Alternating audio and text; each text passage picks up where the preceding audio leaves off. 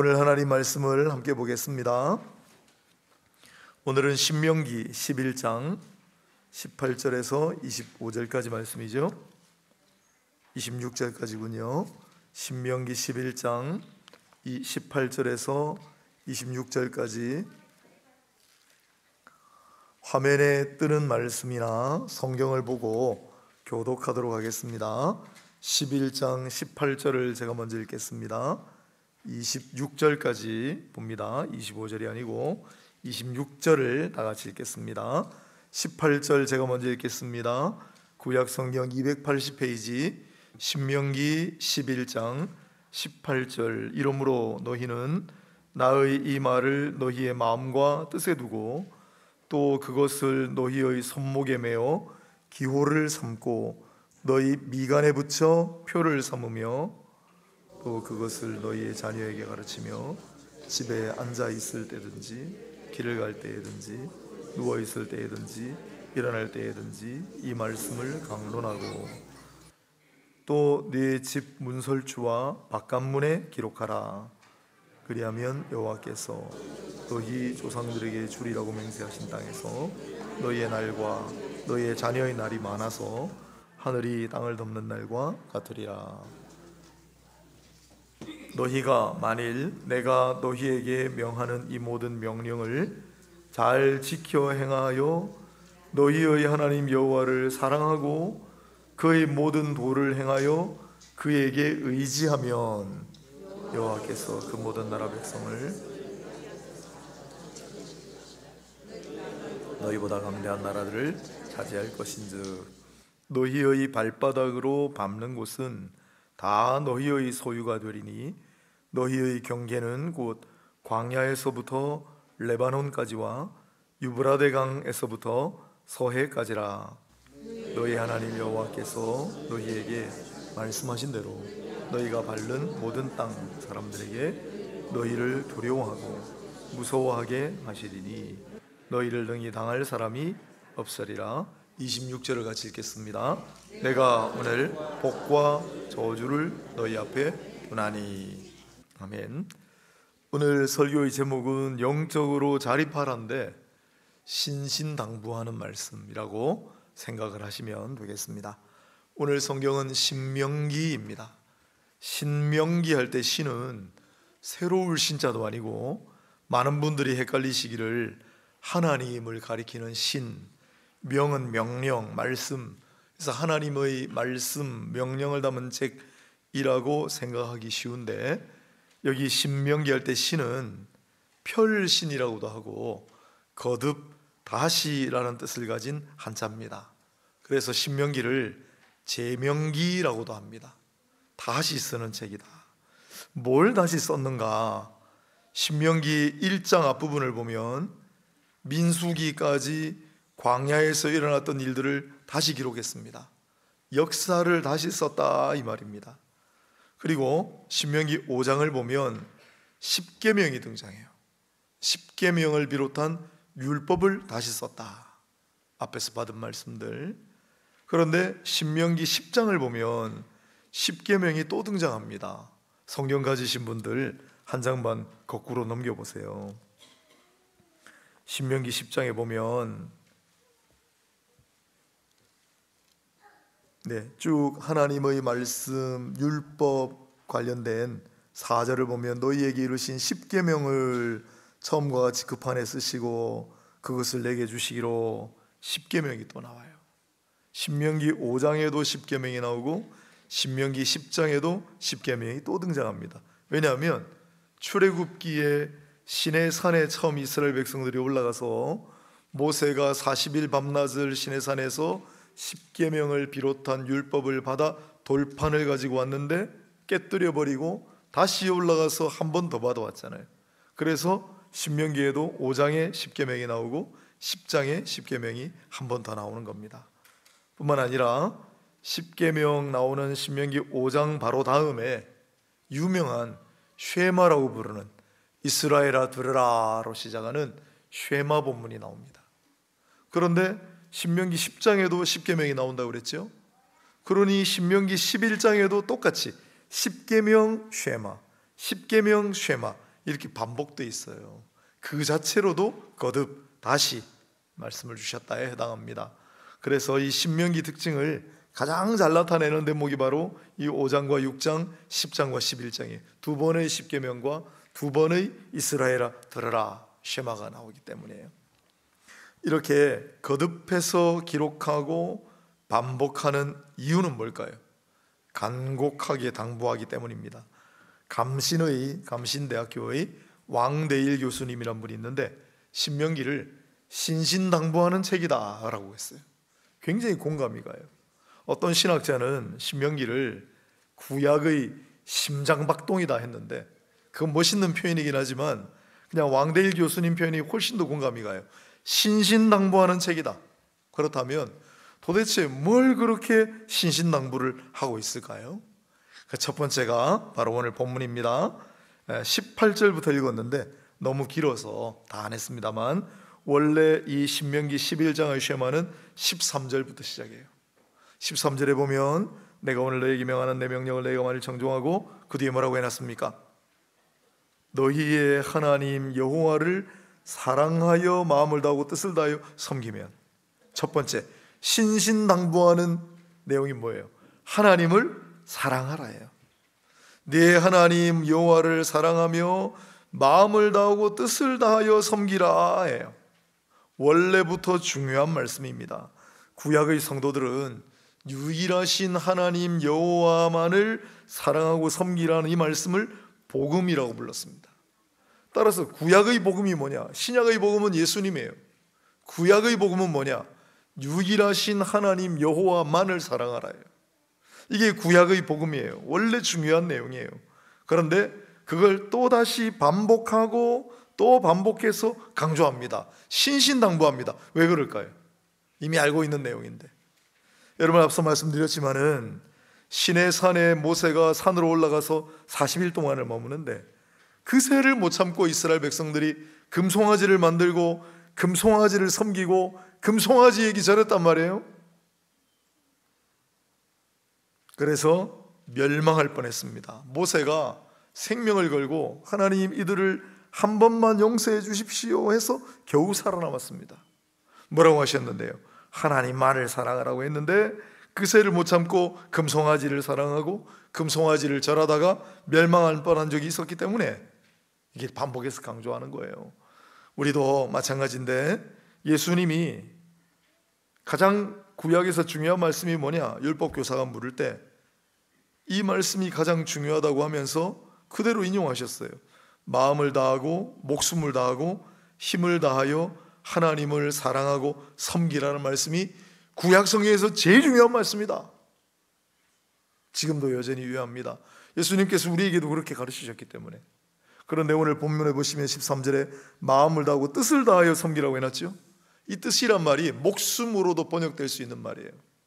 그래서 예수님은 마음과 목숨과 힘을 다하여 하나님을 사랑하라, 이것이 가장 큰 계명이다라고 우리에게 가르쳐 주셨기 때문에 이 말씀은 여전히 우리에게도 가장 중요한 말씀 중에 하나입니다. 사랑하는 여러분, 우리 친구들도 오직 하나님만을 사랑하시기를 바랍니다. 세상 재물과 헛된 우상에 마음을 뺏기지 마십시오. 하나님보다 더 가까이 하고 하나님보다 더 소중히 여기는 무언가가 있어서는 안 됩니다. 금송아지의 눈을 돌려서는 안 된다는 겁니다. 또한 하나님을 사랑하되 하나님만을 사랑하되 금송아지에 눈 돌리면 안 돼요. 세상의 재물과 헛된 우상에 눈을 돌려서는 안 돼요. 오직 하나님만을 사랑해야 돼요. 친구들, 하나님을 사랑하고 하나님을 절대 배신하지 말아라. 네, 그래요. 하나님을 떠나지 말고 꼭 하나님만 사랑해. 또 하나님을 사랑하긴 사랑하되 마음과 목숨과 힘을 다해서 사랑하라고 말씀하셨습니다. 성경을 보면 첫사랑을 잃어버리거나 해서는 안 된다고 말씀해요. 첫사랑은 원래 뜨겁거든요. 뜨뜻미지근한 사랑을 조심하라고 말씀합니다. 하나님을 처음 사랑 그대로 뜨겁게 사랑하는 모두가 되시기를 바랍니다. 또한 하나님을 최선을 다해 섬기는 모두가 되시기를 바랍니다. 이게 신신당부하는 내용이에요. 그런데 이게 호소력이 있는 이유가 이스라엘 백성들이 그렇게 안 했다가 큰일 날 뻔했기 때문에 이게 뼈저리게 느끼고 이게 다음 세대에게 주는 말씀이거든요. 여러분, 우리 세대는 하나님만을 사랑하고 하나님만을 목숨을 다해 섬기라고 하신 말씀을 우리가 소홀히 했다가 멸망당할 뻔했기 때문에 여러분은 절대 그런 우를 범하지 말고 오직 하나님만 사랑하고 하나님을 뜨겁게 사랑하고 하나님만을 섬기라 라고 신신당부하는 거예요. 우리도 그래야 합니다. 우리에게도 주시는 말씀이니까요. 그래서 하나님만을 사랑하고 하나님을 뜨겁게 사랑하는 섬기는 모두가 되시기를 바랍니다. 당연히 우리가 해야 될 일인데, 그런데 그렇게 하면은 복을 주신다고 약속하시니 그 복의 내용이 앞에 보면은 강한 나라를 쫓아내고 너희 발바닥으로 밟는 모든 곳은 너희 소유가 되리라. 어떤 자들에게? 하나님만을 사랑하고 하나님을 뜨겁게 목숨을 다하여 사랑하는 섬기는 자들에게는 너희 발바닥이 밟는 곳이 전부 너희 소유가 되게 하리라 약속하였습니다. 오늘 영적으로도 우리에게 주어진 약속이니까 우리가 하나님을 사랑하고 우리가 하나님을 정말 목숨을 다하여 섬기면 우리의 밟는 발자국마다 하나님께서 영적으로 소유하게 하시는 은혜가 있게 되기를 축복합니다. 우리 친구들 하나님만 사랑하고 하나님을 열심히 섬기면 우리 친구들이 앞으로 밟는 곳마다 그대들의 영적 소유가 될지어다. 우리 레미안 1, 2, 3단지 아파트 우리 앞에 있는 많은 이 새롭게 주신 땅을 우리가 밟고 또 밟을 때 하나님을 사랑하고 하나님을 절대적으로 섬기면 그 땅을 우리의 소유로 주신다는 약속일 수 있습니다. 이거 당연히 그냥도 해야 되는데 이렇게 사랑하고 하나님을 섬기면 이렇게 복까지 주신다고 하니 어떻게 이걸 안 할 수가 있어요? 두 번째로 오늘 본문의 18절입니다. 너무 잘 아는 말씀인데 하나님의 말씀을 마음에 두라는 것입니다. 너희는 하나님의 말씀을 마음에 두라, 너희 뜻에 두라인데 뜻도 목숨이라고 번역할 수 있다고 그랬죠. 너희 마음과 목숨에 이 말씀을 두라가 신신당부하는 내용이에요. 여러분, 어떻게 우리가 이 하나님 말씀을 우리의 마음에 두죠? 어떻게 우리의 생명판에 새기죠? 그 방법을 가르쳐 주십니다. 여러분 이미 잘 알고 계세요. 하나님의 말씀을 새겨서 이마에 붙이고, 이마에 경문이라고 그러죠. 이 조그만한 함을 만들어 가지고 이마에 붙이고 손목에 감고 또 집 문 기둥에다가도 붙이고 대문에다가도 붙이고 네 가지죠. 이마에 붙이고 손목에 메고 문 기둥에 붙이고 대문에 붙이고. 그런데 그 경문에 들어가는 종이가 조그맣기 때문에 거기 뭘 쓰느냐 하면 신명기 6장 말씀하고 신명기 11장 말씀 쉐마를 써요. 근데 한 군데 더 나와요. 출애굽기 13장 12장에. 그래서 그 세 군데에 있는 말씀을 주로 써요. 상징적인 거예요. 그 이마에 붙은 손목에 맨 대문에 붙어 있는 문기둥에 붙어 있는 그 말씀 주머니를 보면서 아, 내가 말씀을 늘 가까이 해야 한다. 나는 늘 말씀을 읽고 묵상해야 한다. 그 경각심을 일깨우게 하는 거예요. 왜 그렇게 하십니까? 여러분들 성경의 원리가 동일한데 눈에 보이는 사람도 사랑할 줄 모르는 사람이 어떻게 눈에 보이지 않는 하나님을 사랑한다고 하느냐? 그 원리는 똑같이 적용됩니다. 눈에 보이는 하나님 말씀도 가까이 하지 않는 사람이 어떻게 그 말씀을 마음에 새길 수 있겠습니까? 그 말이 안 되는 거예요. 아니 눈에 보이는 하나님 말씀도 늘 가까이 안 하면서 그 말씀을 어떻게 내 마음에 생명판에 새깁니까? 그건 말도 안 되는 거예요. 그래서 눈에 보이는 대로 하나님 말씀을 다 붙여놓게 하는 거예요. 눈에 보이는 하나님 말씀을 가까이 하면서 눈에 보이는 그 하나님 말씀을 늘 읽고 묵상함으로 그 눈에 보이는 하나님 말씀이 이제 눈에 보이지 않는 내 마음판에 내 생명판에 새겨지게 하는, 그것 때문에 이걸 하라고 하는 거예요. 그런데 이 이마와 손목, 대문과 기둥 이야기를 두 번 많게는 3번이나 반복했어요. 왜 이렇게 2번, 3번 반복해서 이렇게 신신당부할까요? 왜 그랬습니까? 하나님의 말씀을 못 믿어가지고, 하나님 약속을 못 믿어가지고, 약속의 땅 가나안 땅으로 그냥 가라고 말씀하셨는데, 그냥 가기만 하면 너희가 약속의 땅을 차지할 것이다. 그 땅은 젖과 꿀이 흐르는 땅이다. 내가 그 땅을 너희에게 주리라 약속하셨는데, 하나님의 약속을 못 믿어서 하나님의 그 말씀을 신뢰하지 못해서 정탐꾼을 보냈다가 절대 못 들어간다고 난리를 쳤다가 다 죽을 뻔했어요. 내가 이들을 멸망시키리라 했는데, 이번에도 모세가 기도함으로 죽음은 간신히 면했지만 그 때문에 38년 동안을 광야를 헤매고 또 헤맸습니다. 이 어린 것들을 데리고 하나님의 말씀을 순종하고 실천하지 못해서, 아니 하나님의 말씀을 신뢰하고 믿지를 못해서, 귀에 들렸던 눈에 보이는 그 하나님 말씀을 믿지를 못해서 38년 동안을 젖먹이와 어린 아이들 데리고 방황하고 또 방황했어요. 쓰라린 역사를 체험했기 때문에. 이게 이제 요단 동편 땅을 차지하고 모압 광야에서 받은 말씀이거든요. 지난 38년 동안의 광야의 그 쓰라린 날들을 돌아보면서, 야, 우리가 하나님 말씀을 우리의 마음판에 새기고 하나님 말씀을 순종하지 않으면 이런 우리가 체험을 했으니 이제 후세대들이여 절대 그렇게 하지 말아라. 하나님 말씀을 너희는 마음에 새기고 하나님 말씀을 순종하고 하나님 말씀을 의심하지 말고 하나님 말씀을 실천하며 살아가야 된다고 신신당부하는 내용이에요. 우리도 마찬가지죠. 최근에 교회에서 다음 세대가 급격하게 위축되어 갑니다. 우리 친구들은 숫자가 자체가 줄어가지만은 어쩔 수 없지만 2005년도에 큰 인구 조사를 했죠. 그때 이제 종교인들 비교적 굉장히 자세한 통계 결과가 2005년에 나왔습니다. 그때 20대, 30대 크리스찬 청년들이 꽤 됐어요. 그런데 10년이 지나 2015년이 돼가지고 그 조사를 내보니 그 10대, 20대가 20대, 30대가 돼야 되잖아요. 그 10대, 20대가 차지하던 비율이 있는데 그 친구들이 어디를 가겠어요? 다른 나라를 가겠어요? 뭐 어떻게 되겠어요? 물론 뭐 유학 간 친구도 있겠지만 고스란히 그 20대, 30대가 그대로 자랐는데 어디 갔는지 교회 없어요. 사라졌습니다. 그게 2015년인데 2015년부터 2025년까지 60만 명이 사라졌거든요. 우리 개신교 정통교단에 다 어디 갔을까요? 거의 대부분 젊은 친구들이에요.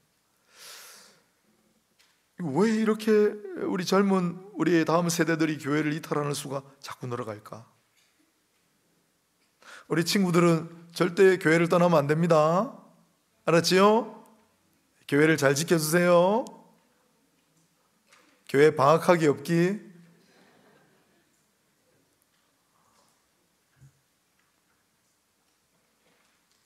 여러 가지 이유를 들지만은 요즘 많은 전문가들이 결정적인 요인이라고 제시하는 이유가 하나 있습니다.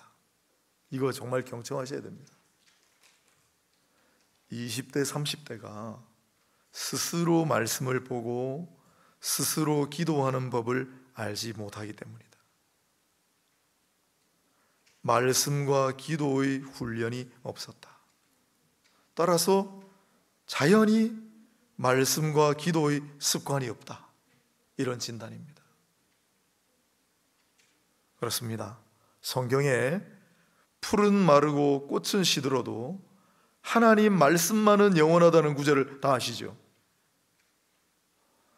풀과 꽃이 화려해서 보기도 좋고 냄새도 좋고 하기 때문에 그 모습 때문에 교회를 다닌다면 언젠가 풀은 마르고 꽃은 시들기 마련인데, 풀과 꽃의 모습과 향기 때문에 교회를 나왔다면 풀이 마르고 꽃이 시들면 그러면 실망해서 교회를 떠나기 십상입니다. 여기에 풀과 꽃은 좋은 프로그램일 수도 있고 친구들일 수도 있고 끈끈한 우정이나 아름다운 교제일 수도 있습니다. 그러나 아무리 풀이 싱싱하고 꽃이 아름다워도 향기로워도 언젠가는 시들기 마련입니다. 그러니 풀과 꽃을 의지하고 교회를 다니면 풀과 꽃이 시들면서 교회를 떠나요.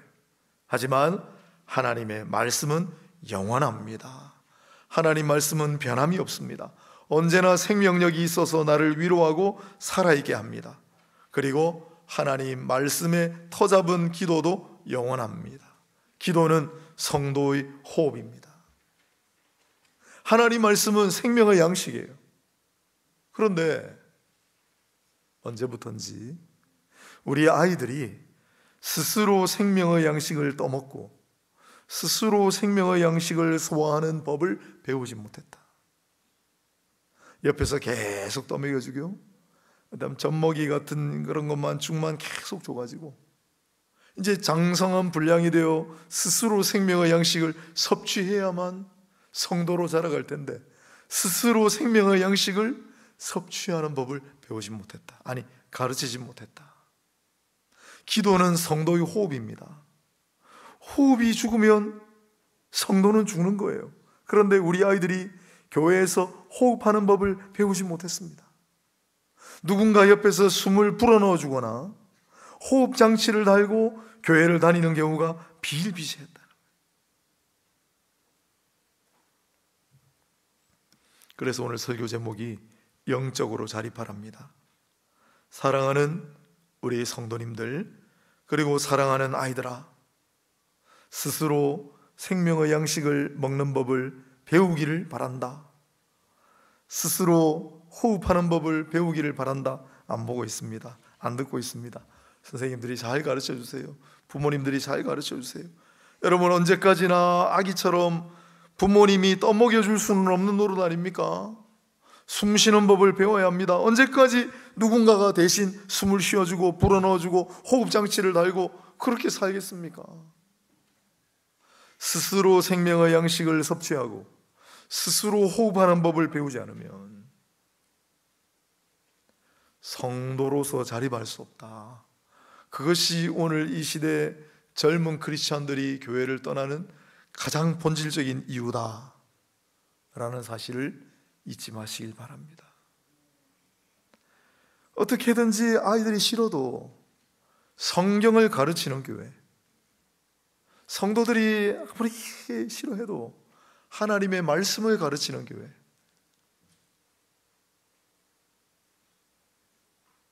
결국 그런 교회만 살아남습니다.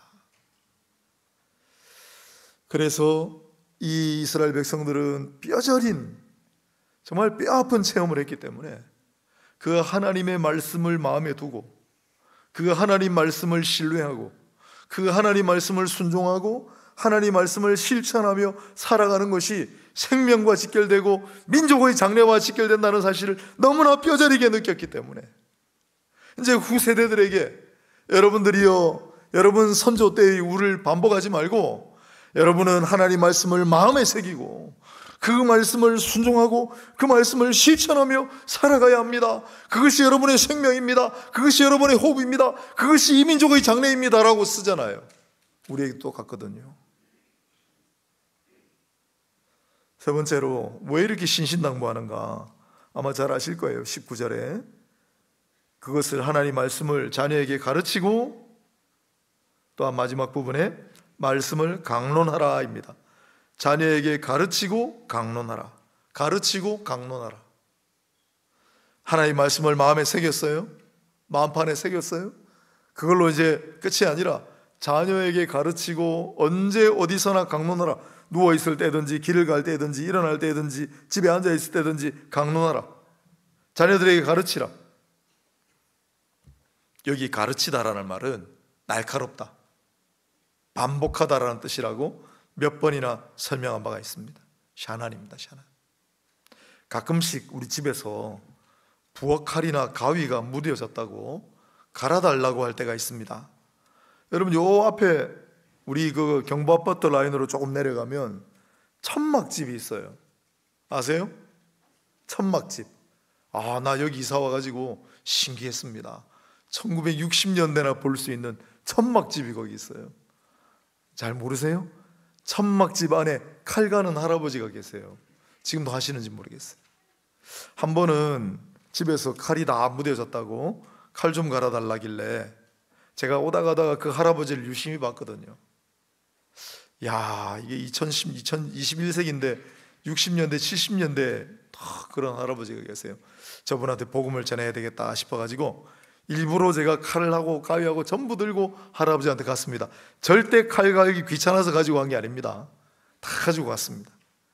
근데 할아버지가 비싸요, 칼 가는데. 잘 갈아주셨는데 얼마나 세게 갈았는지 칼이 이만큼 줄었어요. 갈아 달아가지고 그 다음엔 다시는 안 갔습니다. 한 두세 번 막히면 칼이 없어질 것 같아요. 지금도 하시는지 모르겠네. 여러분, 어떻게 해야 무뎌진 칼이 날카로워집니까? 방법은 하나밖에 없습니다. 자꾸 갈아야 합니다. 갈고 또 갈아야 날이 섭니다.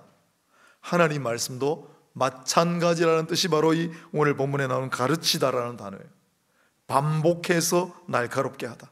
반복해서 날카롭게 하다. 다른 방법이 없습니다. 하나님 말씀을 끊임없이 반복하고 끊임없이 반복해서 가르치고 전하는 거예요.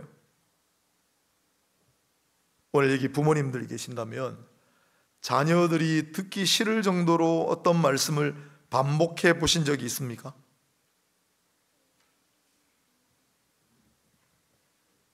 제 아버님 이야기를 또 하자면 우리 아버지는 진짜 귀에 못이 박히게, 이런 표현이 어떨지 모르겠지만 정말 지겨울 정도로 틈만 나면 두려워하지 말라, 내가 너와 함께하면 놀라지 말라, 나는 내 하나님이 됩니다. 그 말씀을 얼마나 많이 하시는지, 또 천하 만사의 때가 있나니, 얼마나 많이 들었는지 몰라요. 제가 그때 성경을 잘 몰라도 그 두 구절만큼은 너무너무 잘 알아요. 계속 귓가에 우리 아버지 음성이 아직도 들리는 것 같아요. 여러분은 그렇게 해보신 적이 있습니까? 여호와는 나의 목자시니 내게 부족함이 없으리로다. 우리 엄마는 입만 열면 그 말씀, 할 수 있거든요. 무슨 말이냐, 믿는 자에게 능치 못할 일이 없느니라. 우리 아빠는 입만 열면 그 얘기야. 이런 말씀을 계속해서 들려줘 보십시오. 귀에 못이 박히도록, 자다가도 꿈속에 나올 만큼 반복해 보십시오.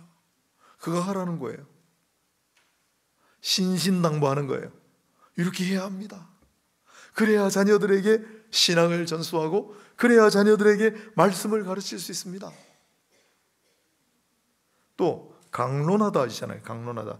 이 강론하다는 보통 설교를 강론이라고 많이 표현하는데 그런 뜻이 아니고 일상의 대화를 가리킵니다. 그 앞에 보면은 앉아 있을 때나 길 갈 때나 누워 있을 때나 일어날 때나 무슨 뜻이에요? 일상이에요. 일상. 일상의 대화를 가리키는 말이 강론하다라는 히브리어예요. 서로 이야기를 나누거나 수다를 떠는 행위를 의미합니다. 자, 이렇게 한번 설명해 보겠습니다. 밥을 먹다가 새로 이사를 갔는데 아이들이 전학을 갔어요. 아이들이 가장 스트레스를 받는 게 전학 가는 거예요. 아이들이 이제 전학을 가가지고 학교에 정착을 하는데 따돌림을 받았어요. 그럴 수 있죠, 애들이니까. 그래 이제 집에 와가지고 다 같이 식구들이 밥 먹는데 어렵게 그 얘기를 꺼내는 거예요. 어떻게 하겠습니까? 당연히 부모가 위로하고 격려해 줘야 되겠죠. 그런데 그럴 때 그냥 위로하고 격려하지 말고 하나님이 함께 하신다. 하나님은 언제나 너와 함께 하셔. 그런 원칙과 함께 성경을 들어서 격려하면 더 좋겠죠. 엘리야도 위대한 하나님의 사람이었는데 사람들이 다 따돌렸어. 성경 이야기를 들려주면서 격려하면 더 좋지 않겠습니까? 뭔가를 가족 중에 한 사람이 고민하고 있을 때 서로 대화하는 가운데 그 이야기가 무심결에 툭 튀어나오면 한 사람보다는 두 사람이, 두 사람보다는 세 사람이, 여러 사람이 훨씬 나아요. 서로 이야기를 하는 끝에 어떤 길이 하나님의 뜻에 가장 부합하는 길인가, 무슨 일이 하나님을 가장 기쁘시게 해드리는 일일까를 함께 이야기하면 가장 바람직한 최선의 방향을 찾을 수 있지 않겠습니까? 그게 강론하다예요. 강론하다. 대화하는 거예요. 오늘 신명기는 신신당부하는 책이라고 했죠. 그 신명기 중에도 정말 특별한 중요한 말씀이 쉐마예요. 5장 6장에 한 번 나오고 10장 11장에 한 번 더 나와요. 반복해서. 뭘 그렇게 신신당부를 할까요? 첫째, 하나님만을 사랑하고 목숨을 다하여 하나님을 섬기라. 그거 안 했다가 금송아지 만들고 춤추고 바알과 아세라를 섬겼다가 멸망할 뻔한 백성들이에요. 정신을 번쩍 차린 거예요. 야, 하나님만을 섬겨야 돼. 다른 데 눈 돌리면 큰일 나. 그러니 여러분들, 우리 다음 세대들은 오직 하나님만 섬기고 오직 하나님만 목숨을 다해 사랑해야 돼. 이게 신신당부하는 거예요. 두 번째, 그 하나님을 사랑하는 걸 뭘로 표현할 거예요? 말씀. 하나님의 말씀을 너희 마음판에 단단히 새겨야 돼. 두 번째 신신당부하는 거예요. 어떻게 그걸 합니까? 눈에 보이는 말씀부터, 눈에 보이는 말씀부터 이마에 붙이고 손목에 메고 문 지붕에 또한 대문에다가 붙여서 늘 말씀을 가까이 하고, 그래서 그 말씀을 믿고 그 말씀을 의지하고 그렇게 살아가야 한다. 우리가 그거를 못했다가 38년 동안을 헤맸다. 네? 하나님의 말씀, 하나님의 약속을 제대로 믿지 않고 신뢰하지 않다가 38년 동안을 어린 젖먹이들과 아이들과 함께 얼마나 고생했는지 모른다. 그래, 모압 땅에서 아직도 상당수가 살아있었거든요. 여러분들은 자녀들에게, 후세대들에게 똑똑히 가르치고, 대부분 다음 세대였어요. 여러분들이요, 잘 들으시오.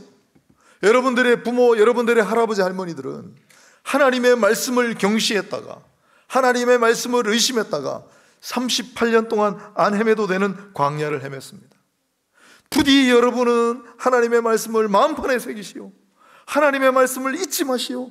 하나님의 말씀을 믿으십시오. 하나님의 말씀을 순종하고 하나님의 말씀을 실천하며 살아가면 하나님께서 복을 더해 주실 것입니다. 그 얘기를 신신당부하는 거예요. 그리고 세 번째로, 우리가 여러분에게 그렇게 못했습니다.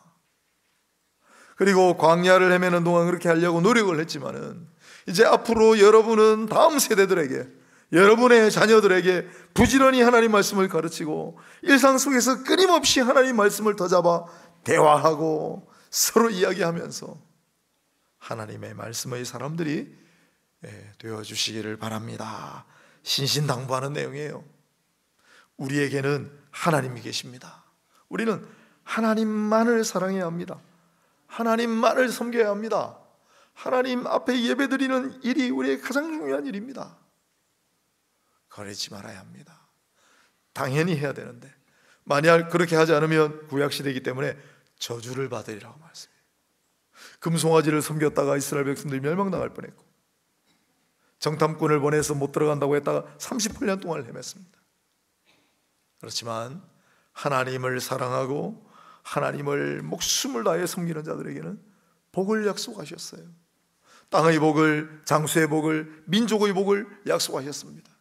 뿐만 아니라 하나님의 말씀을 마음에 새기고 목숨처럼 소중히 하나님 말씀을 알고 그 말씀을 신뢰하고 순종하고 실천하며 살아가면 역시 놀라운 약속을, 복을 약속하십니다. 마지막으로 자녀들에게 가르치고 강론하라. 이 세 가지가 신명기를 통해 신신당부하는 가장 핵심적인 내용입니다. 사랑하는 여러분이요, 사랑하는 우리 자녀들이요, 오늘 이 신신당부하는 내용을 꼭 마음에 새겨서 하나님만을 사랑하고 하나님 말씀을 소중히 여기고 우리 후세대들에게 또한 가정에서 가르치고 또한 강론할 수 있는 저와 여러분, 우리 교회가 될 수 있기를 주의 이름으로 축원합니다. 하나님 아버지, 오늘 이 말씀이 우리의 마음판에 새겨지게 하여 주옵소서. 오랫동안 기억에 남고 가슴에 남는 말씀 되게 하여 주옵소서. 예수님 이름으로 기도드리옵나이다. 아멘.